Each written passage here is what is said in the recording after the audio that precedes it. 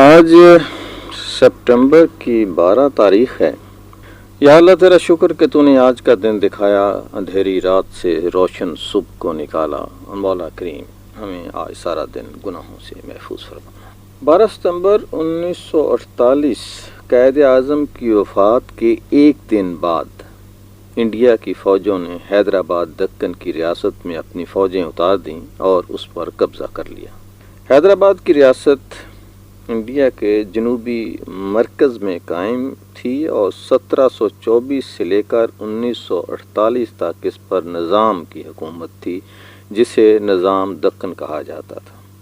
اس ریاست کا دارالحکومت حیدرآباد دکن تھا۔ چونکہ دو شہر موجود تھے تو ایک کو حیدرآباد سندھ کہا جاتا تھا اور دوسرے کو حیدرآباد دکن کہا جاتا تھا۔ جب انڈیا کی تقسیم کا فارمولہ طے ہوا تو یہ طے کیا گیا تھا کہ جہاں مسلمانوں کی اکثریت ہوگی وہ علاقے پاکستان میں شامل کیے جائیں گے اور جہاں ہندوؤں کی اکثریت ہوگی وہ علاقے انڈیا میں شامل کیے جائیں گے۔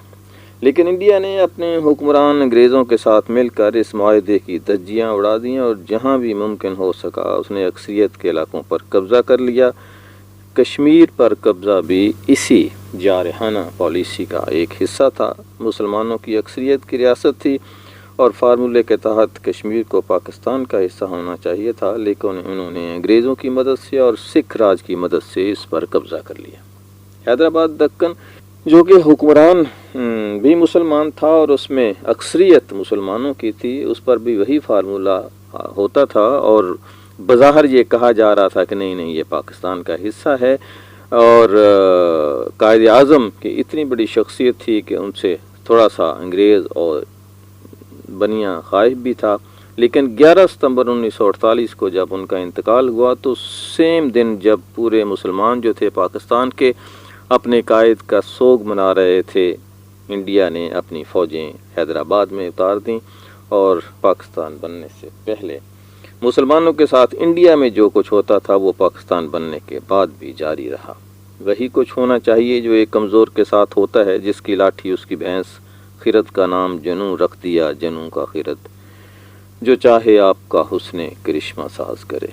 تقسیم جو تھی وہ ابھی مکمل نہیں ہوئی تھی کہ بہت سے علاقوں پر انڈیا نے قبضہ کر لیا۔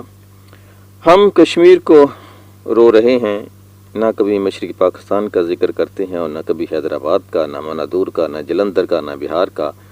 آج ہم حیدرآباد اور مشرقی پاکستان کو بھول گئے ہیں، کل کشمیر کو بھول جائیں گے۔ 12 ستمبر 1980 ترکی میں ملٹری دخل اندازی کا دن۔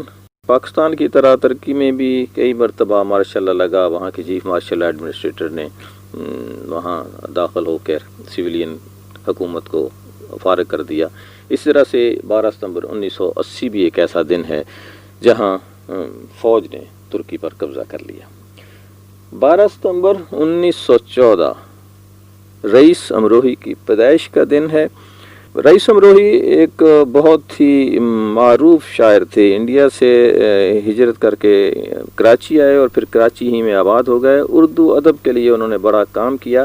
روزنامہ جنگ میں ان کا ایک قطعہ روز چھپا کرتا تھا۔ اگر ہم ان قطعات کو دیکھیں تو ہمیں پاکستان کی سیاسی اور سماجی اور ثقافتی تاریخ ہمیں ان قطعات میں نظر آتی ہے۔